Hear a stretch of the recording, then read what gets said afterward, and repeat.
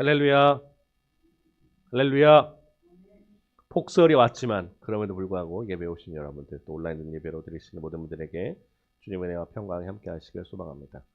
오늘 성찬 있는 날이라서 제가 우리 또 아래에서 제가 설교하기도 하는데 오늘은 그래도 설교한 이후에 성찬 시간 때 내려가서 여러분과 함께 지나가도록 하겠습니다.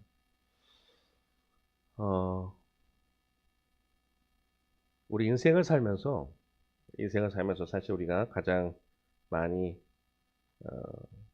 생각하는 것이 있습니다. 그게 뭐냐면 우리는 누구나 살면서 길을 잃을 때가 있습니다. 인생의 길을 잃을 때가 있어요. 어디로 가야 할지, 어느 것이 가장 좋을지 사실 확신하지 못할 때가 있습니다. 그럴 때마다 사람들이 묻는 것이 있어요. 그것이 뭐냐면 어떻게 살아야 할까?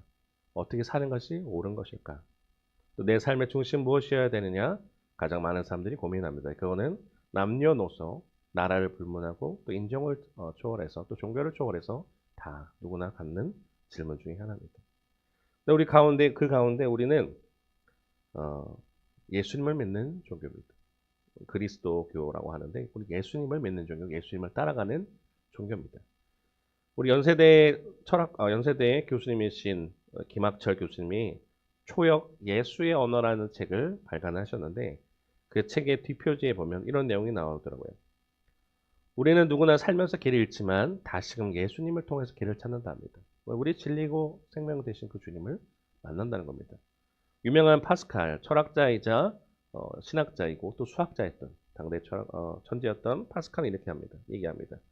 인간은 예수 없이는 자신이 무엇인지도 알 수 없다. 우리가 예수님을 떠나서는 참된 인간을 말할 수 없다는 겁니다.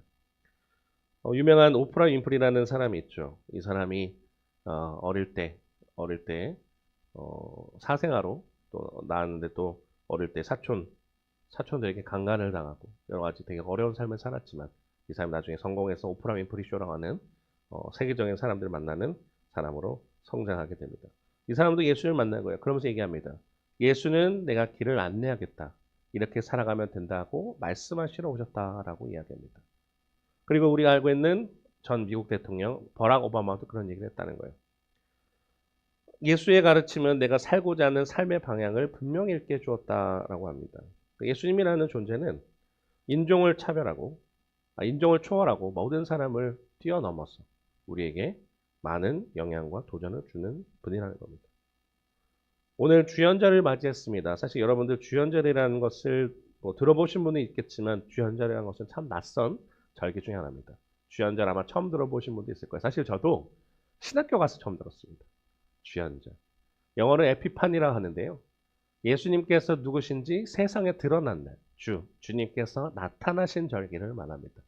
예수님께서 누구신지 세상에 드러난 날, 왕대심을 선포한 날이라고 합니다.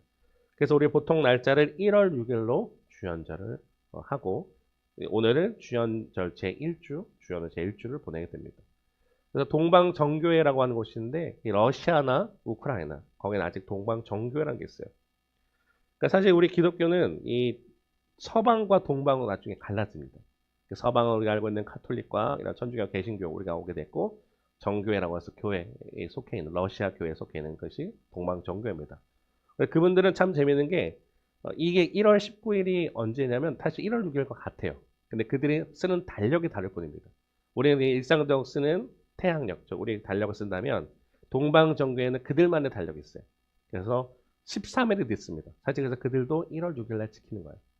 성탄절이 12월 25일이면 그 뒤에 12일이 되는 1월 6일을 우리는 주연절로 지킵니다.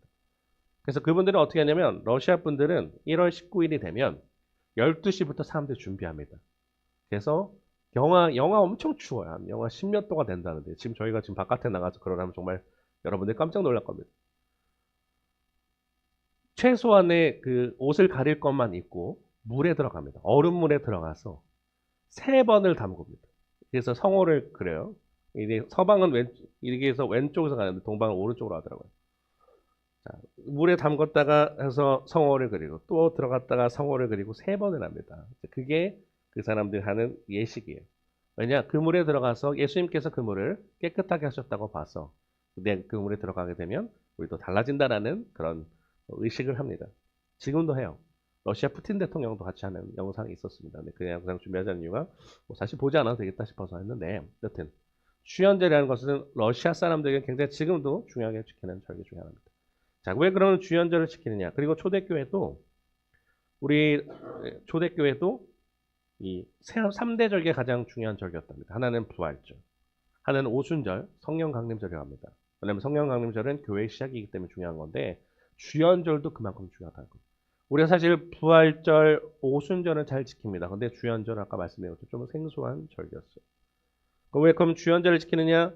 말씀드렸던 것처럼 예수님께서 이 땅에 오신 것을 기억하는 성탄절은 잘 지키지만 주연절이라고 하는 것은 성탄절은 예수님이 어떻게 보면 조용히 오셨어요. 근데 오셨지만 사람들이 잘 몰랐습니다. 근데 주연절이라는 것은 예수님께서 이제 30년 동안 자기 인생을 사시고 3년 동안 공적인 생애를 사시게 될 텐데 그때 이제 내가 이제 공적인 삶을 살겠다고 선포하시는 사건과 같은 거예요. 그리고 이분이 하나님의 아들이라고 공포되는 사건. 그리고 그때 하늘에서는 하나님의 음성, 그리고 예수님, 그다음에 비둘기 성령이 함께 임하는 삼위일체가 드러난 사건이기 때문에 굉장히 신학적으로도 중요한 내용입니다. 그러니까 한마디로 간단하게 말씀드리면 예수님께서 그분이 메시아라 오셨다는 것을 공포한 사건이기 때문에 이때 중요하게 지킵니다. 근데 이때가 왜 중요한지 봐야 되냐면 이 구약부터 내려오는 여러 가지 내용들이 있습니다. 구약과 신약, 말라기부터 마태복음, 사실은 마가복음이 먼저지만요. 그 사이에 400년이라는 하나님의 침묵이 임합니다. 왜냐하면 여러분 말라기 읽어보셨겠지만 말라기서는 하나님과 인간이 논쟁을 해요. 하나님께서 무슨 우리를 사랑했습니까? 하면 하나님이 내가 언제 내가 사랑하지 않았냐면서 보여주면서 얘기를 해요. 그러다가 이제 계속 이스라엘 백성이 하나님한테 계속 따지면서 반항하자 하나님께서 400년이라는 시간 동안에 침묵하십니다. 그게 말라기에서 신약에 오기는 400년이에요. 우리 성경은 정말 마태복음에서 말라기에서 마태복음까지 한 장밖에 되지 않지만 사실상 400년 동안 하나님께서 침묵하는 일이 벌어집니다. 근데 그 침묵을 깨고 먼저 나온 사람이 있어요. 그 누구냐면 세례 요한입니다. 회개하라 천국이 가까웠다면서 많은 사람들에게 회개하게 하고 세례하게 줍니다. 근데 그 사람이 드러난 사건이니까 그 사람도 침묵을 깨고 나왔지만 진짜 하나님이 침묵을 깨시고 말씀하시는 게 오늘의 본문인 거예요. 나의 사랑하는 아들이요 내 기뻐하는 자라 하면서 하나님께서 그 전에 구약에서 침묵하셨던 하나님이 직접 나타나게 된 것이 주연절입니다. 그래서 오늘 그 주연절을 통해서 주연절을 근데 세 가지로 같이 볼 수 있어요. 뭐냐면 주연절의 절기 중에서 세 가지 내용을 봅니다. 하나는 예수님의 탄생, 동방박사가 와서 예수님의 왕되심을 보게 된 것을 크게 첫 번째. 두 번째는 오늘 볼 예수님의 세례를 보게 됩니다. 그리고 아마 다음 주에 볼 내용인데 예수님의 가나의 혼인잔치를 통해서 주연절에 대한 세 가지 내용을 보통 다룹니다. 그래서 왕의 기름 부으심, 구속사의 연속성, 그 다음에 세례와 공생의 시작, 모든 것을 다 담고 있는 그 사건에 우리는 사실 좀 의아해요. 주연절 그냥 예수님은 하나님의 아들이 시작했지만 굉장히 의미가 있기 때문에 오늘 그것에 대해서 같이 좀 나누려고 합니다. 말씀드렸던 것처럼 예수님께서 이제 세례를 받으러 오십니다. 자, 본문 읽으셨지만 13절부터 15절까지 함께 읽도록 하겠습니다. 같이 본문 말씀 읽도록 하겠습니다. 시작. 이때 예수께서 갈릴리로부터 요단강에 이르러 요한에게 세례를 받으러 하시니 요한이 말려 이르되 내가 당신에게서 세례를 받아야 할 터인데 당신이 내게로 오시나이까. 예수께서 대답하여 이르시되 이제 허락하라. 우리가 이와 같이 하여 모든 의를 이루는 것이 합당하니라 하시니 이에 요한이 허락하는지라. 아멘. 예수님께서 갈릴리부터 요단강까지 왔다는 건 100km를 걸어서 왔다는 거예요. 어마어마한 거리입니다. 그럼 예수님께서 왜 그러면 100km나 걸어서 요단강에 와야 했을까요? 그리고 요한에게 왜 세례를 받았을까요? 세례라고 하는 것은 여러분이 잘 아시는 것처럼 죄인이 받는 겁니다. 죄인이 회개하겠다고 하는 것이고 그리고 하는 것인데 이때는 요한이 세례를 줬어요. 요한이 많은 사람들에게 세례를 주면서 회개하랍니다. 회개하라 천국이 가까웠다 외칩니다. 근데 예수님께서 이제 오신 걸 보게 됩니다. 요한이 보게 돼요. 그래서 깜짝 놀라게 되죠. 아니 어찌 당신이 오십니까?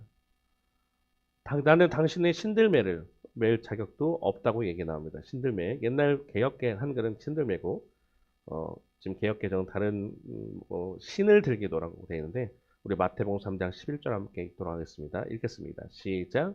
나는 너희를 회개하기 위하여 물로 세례를 베풀거니와 내 뒤에 오시는 이는 나보다 능력이 많으시니 나는 그의 신을 들기도 감당하지 못하겠노라.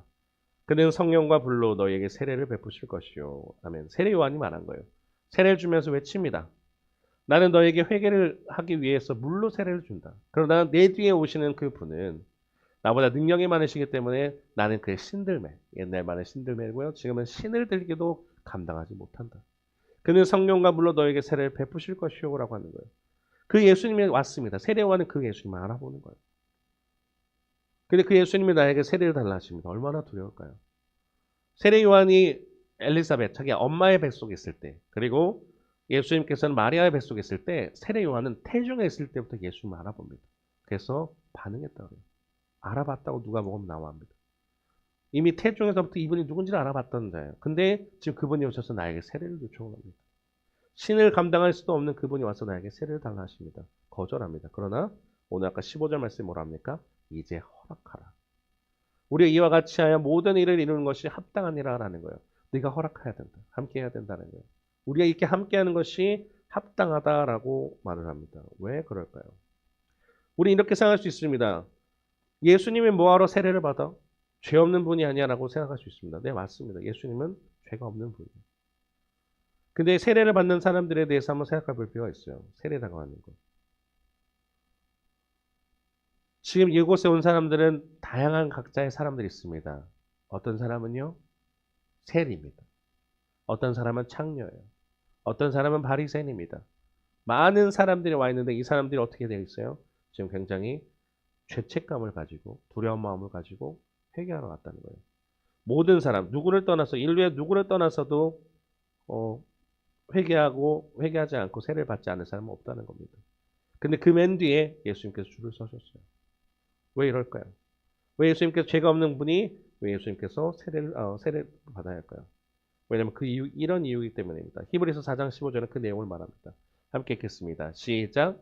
우리에게 있는 대제사장은 우리의 연약함을 동정하지 못하실 리가 아니요 모든 일에 우리와 똑같이 시험을 받으시니로되 죄는 없으시니라. 아멘.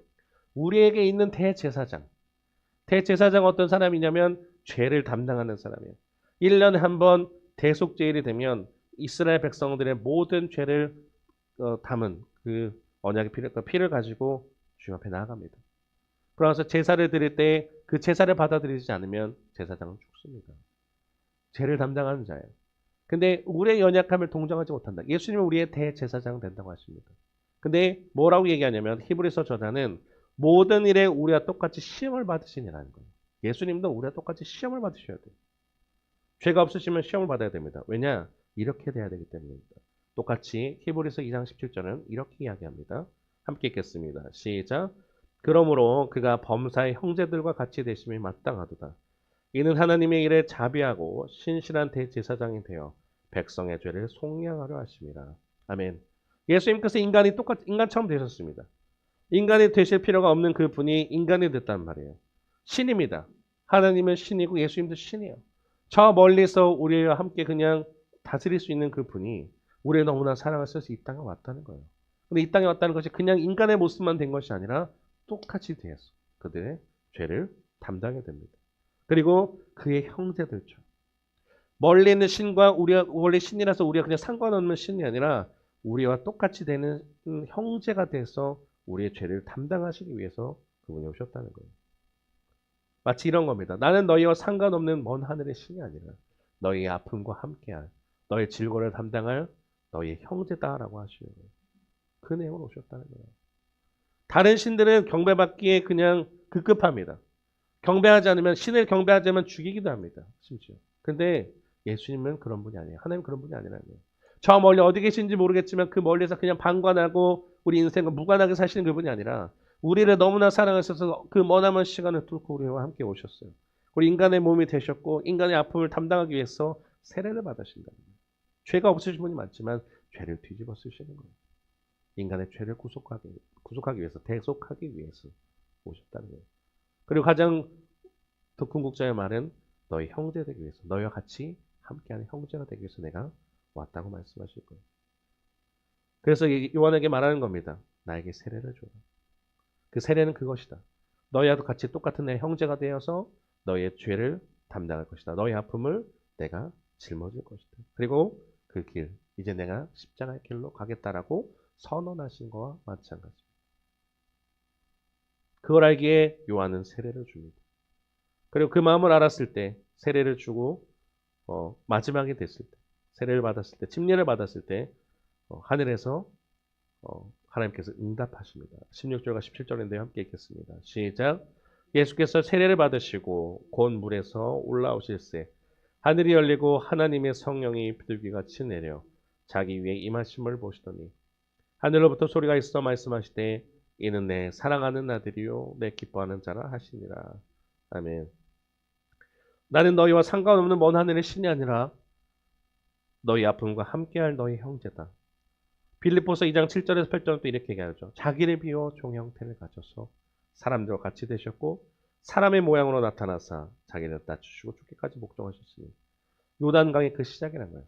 주연자는 그 시작을 선포하는 겁니다. 예수님은 나중에 그 십자가까지 짊어지실 거예요.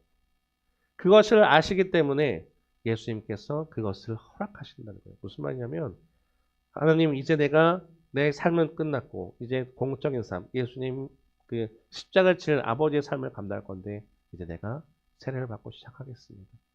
내 사랑하는 형제들을 내가 이제 구원하겠습니다. 내가 그 길을 가겠습니다 할 때 오늘 이 내용은 마치 하나님이 승인해 준 거예요.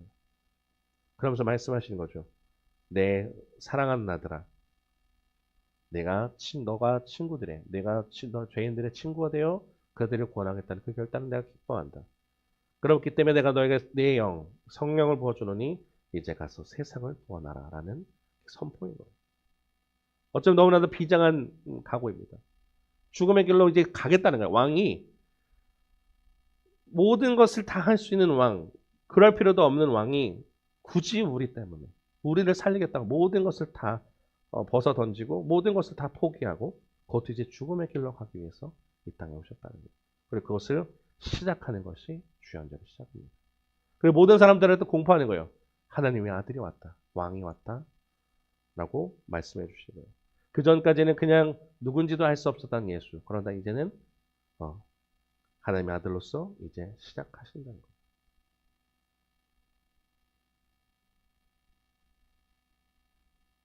죄인된 옷을 입을 필요가 없는 그분이 죄인의 옷을 입으셨습니다. 그리고 우리의 죄를 담당하시고 결국 죽으십니다. 하얀 옷을 입으셨던 그 왕이 다 벗어던지고 죄인의 옷을 입었다는 거예요. 검은 옷, 죄의 옷을 입었습니다. 그리고 그 십자가 사건을 통해서 결국 이뤄내셨기 때문에 우리는 어떻게 되느냐? 우리들도 주님과 같이 하얀 옷 그리고 하나님의 자녀가 되는 우리가 자격을 얻게 되는 것입니다. 갈라디아서 3장 26절에서 27절은 그렇게 이야기합니다. 자, 갈라디아 3장 26절, 27절 함께 읽겠습니다. 시작. 너희가 다 믿음으로 말미암아 그리스도 예수 안에서 하나님의 아들이 되었으니 누구든지 그리스도와 합하기 위하여 세례를 받은 자는 그리스도로 옷 입었느니라. 아멘. 하나님의 자녀가 되는 권세를 주셨다는 거예요. 하나님께서 이제 응답하시는 거예요. 나는 죄인들이 함께 사는 형제다 얘기할 때 하늘을 열어라. 내 아들이 옳은 길을 가고 있다. 이것이 바로 메시아의 길이다라고 말씀하신 거예요. 이것을 다 감당하시는 분이 어떻게 하냐? 예수님만 하나님의 자녀가 되는 게 아니라 우리 또한 하나님의 아들이 되는 것을 주셨다는 거예요. 우리가 믿음으로 말미암아 그리스도 예수 안에서 하나님의 아들이 되었다는 거예요. 주님께서 그 얘기를 감당하셨기 때문에. 주연자는 그 선포의 시간이라고요. 그래서 하나님과 합하기 위해 세례 받은 자들. 이곳에 다 세례 받으셨잖아요. 그럼 우리가 그리스도 옷을 입을 수 있다는 거예요. 주님의 그 사건과 공로로 인해서 이 헌신, 이 희생, 그리고 이 왕의 움직임 속에 우리가 그렇게 나아갈 수 있다고 하는 것입니다. 주연자는 그것을 보여주는 시간이에요. 근데 언제부턴가 초대교회 때는 이거 잘 지켰는데 우리가 언제부턴가 그냥 주연절 들어봤기도 했거나 아니면 들어보지 못한 경우가 많습니다. 근데 주연절, 에피파니, 오늘 우리가 그것을 기억해야 될 것은 하나님이 세상의 왕 되심을 선포하는 것이라는 겁니다.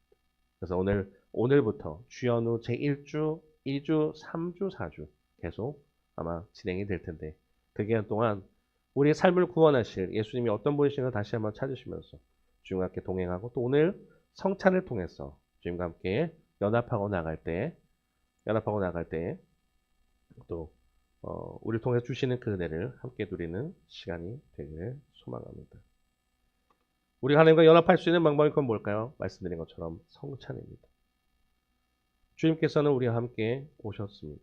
우리 위해서 이 땅에 오셨습니다. 그리고 주님께서는 물에 들어가셨습니다. 그리고 우리도 그분의 세례를 받으셨고 우리도 세례를 받았습니다. 요단강에서 하늘이 열렸습니다. 그리고 우리에게도 하늘이 열렸습니다.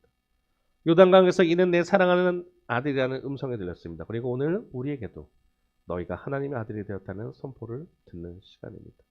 그리스도 우리가 옷을 입었고 주님과 함께 동행하게 될 텐데 이 시간 성찬을 통해서 다시 한번 그것을 깨닫고 주님과 동참할 때에 우리의 믿음을 나아가는 죄가 되기를 바라고 우리가 대단한 업적이 있어서 그런 자격이 있는 게 아니라 예수님께서 우리 형제 되어 주셨고 예수님으로 옷을 입으셨기 때문에 우리 하나님 앞에서 당당한 자녀의 권세를 누리게 된 것입니다.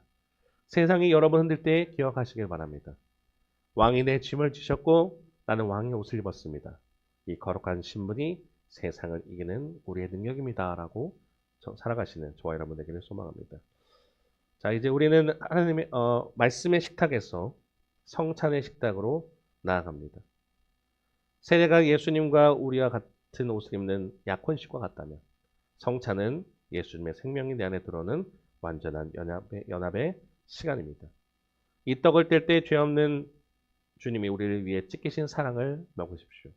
오늘 이 잔을 마실 때 우리 위해 모든 것을 쏟으신 그분의 생명을 마십시오. 그래야 너는 내 사랑하는 자녀다라는 하늘의 음성이 여러분의 영혼 깊은 곳에 인쳐지는 복된 시간이 되기를 축원합니다. 우리 함께 성찬으로 나가겠습니다.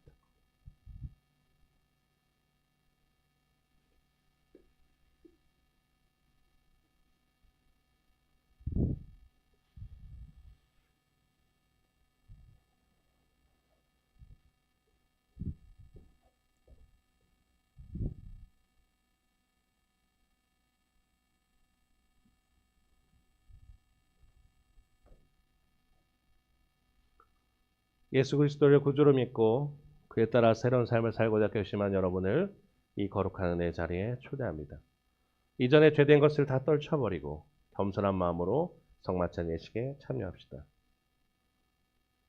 우리 함께 인사 나누겠습니다. 주님께서 여러분과 함께 또 목사님과 함께 하시기를 바랍니다. 이 시간 우리의 마음을 드높여 하나님 아버지께 올립니다. 하나님 아버지의 구원 역사에 우리가 감사를 드립시다. 우리가 하나님께 영광을 돌림이 바르고 마땅한 일입니다. 우리 함께 회개 기도를 나누겠습니다. 우리 다 함께 기도를 드립시다. 거룩하사 이 세상 만민을 심판하시는 하나님, 하나님의 뜻대로 살아야 할 우리가 말씀을 거역하고 언행 심사에 있어서 주님의 영광을 가린 죄를 회개합니다. 자비로우신 주님, 우리를 불쌍히 여기시고 예수님 십자가의 은혜로 지은 죄를 용서하여 주옵소서. 이제부터 새로운 믿음과 변화된 모습으로 하나님의 영광을 위하여 살게 하여 주옵소서. 우리를 구속하신 예수 그리스도의 이름으로 기도합니다. 아멘.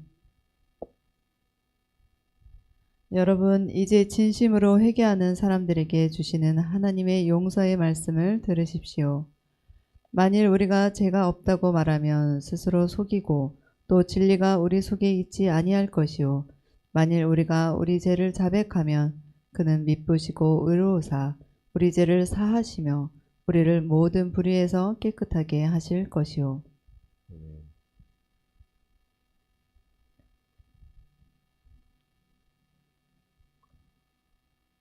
주님께서 자신의 몸을 내어주던 밤 떡을 손에 드시고 감사를 드리신 다음 떼어 제자들에게 주시며 말씀하셨습니다. 받아 먹으라. 이는 너희를 위해 내어주는 나의 몸이니 먹을 때마다 나를 기억하여라. 아멘. 주님께서 식후에 주님께서 잔을 드시고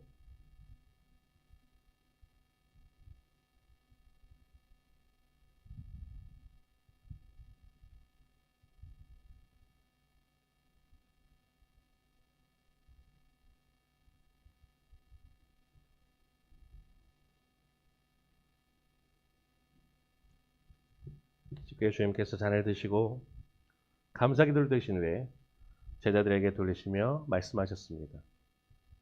이 잔을 마시라. 이는 죄사함을 얻게 하려고 많은 사람을 위해 흘리는 새 언약의 피니. 이를 행할 때마다 나를 기념하여라. 아멘.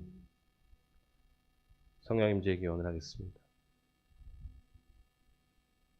거룩하신 하나님, 일찍이 세상에 보내셨던 성령을 지금 다시 보내주사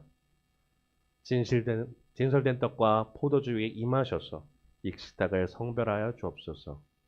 또한 성령께서 여기에 모인 우리 위에 함께하사 이 떡과 포도주로 영원한 생명이 되게 하시며 이를 먹고 마심으로 그리스도의 새로운 몸을 힘며 세상을 변화시키는 능력이 되게 하옵소서. 예수님의 이름으로 기도합니다. 아멘. 그 다음 함께 주님의 기도를 드리겠습니다. 하늘에 계신 우리 아버지여, 이름이 거룩히 여김을 받으시오며 나라가 임하시오며 뜻이 하늘에서 이루어진 것 같이 땅에서도 이루어질지이다. 오늘 우리에게 일용할 양식을 주시옵고 우리가 우리에게 죄진 자를 사하여 준 것 같이 우리 죄를 사하여 주시옵고 우리의 시험에 들게 하지 마시옵고 다만 하에서 구하시옵소서. 나라와 권세와 영광이 아버지께 영원히 있사옵나이다. 아멘. 우리 함께 분급을 할 텐데요. 나오실 때 오른손을 밑에 받치고 왼손을 위에 올리겠습니다. 그래서 십자가의 모양을 하시고 이렇게 나오신 후면 제가 빵을 떼어서 여러분 손 위에 올려드릴 겁니다. 이렇게 해서 계실 때 제가 빵을 위에 올려드리면 이 빵을 여러분이 직접 찍어서 드시면 됩니다. 그리고 드신 후에는 돌아가셔서 좋게 기도하시면 되겠습니다.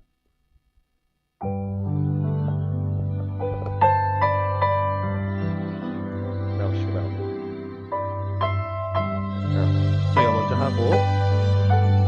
저희가 먼저 하고 풍급하도록 하겠습니다.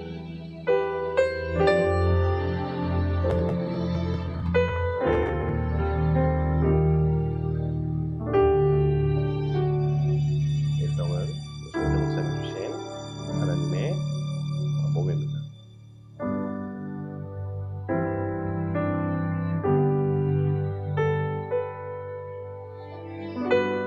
이 잔은 손재 목사님이 향한 그리스도의 피입니다.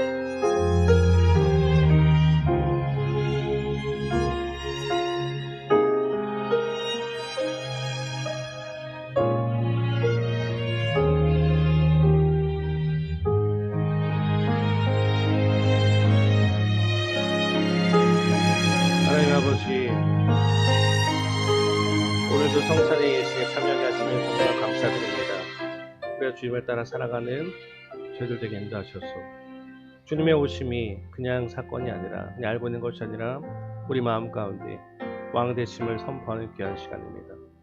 예수님의 그 십자가 사건 또 세례를 기억하는 저희들 되게 인도하셔서 주연절 하나님께서 우리에게 귀한 아들 주심을 선포하는 그 시간에 그리고 주님을 알아가는 귀한 시간 되게 인도하시고 성찬에 참여할 사원이 우리를 위해서 형제 되어신 그 주님의 사랑에 우리들 나팔에 동참하며 우리도 주님의 자녀처럼 살아가는 저희들 되게 인도하시옵소서. 때로 넘어지고 연약할지라도 주님께서 우리 함께 하시고 붙이심을 있기에 우리가 세상 속에 나갈 때도 승리하게 소망합니다. 주님, 이 성찬의 기쁨을 누리며 나가는 저희들 되게 인도하셔서 언제나 무엇을 하든지 주님과 함께 동행하고 승리하고 나가는 저희 삶에 되게 인도하시고 주연절 시작할 싸우니 빛의 자녀와 함께 빛의 자녀처럼 살아가는 저희들 될 수 있도록 역사하여 주옵소서. 감사합니다. 예수님 이름으로 기도드렸습니다. 아멘.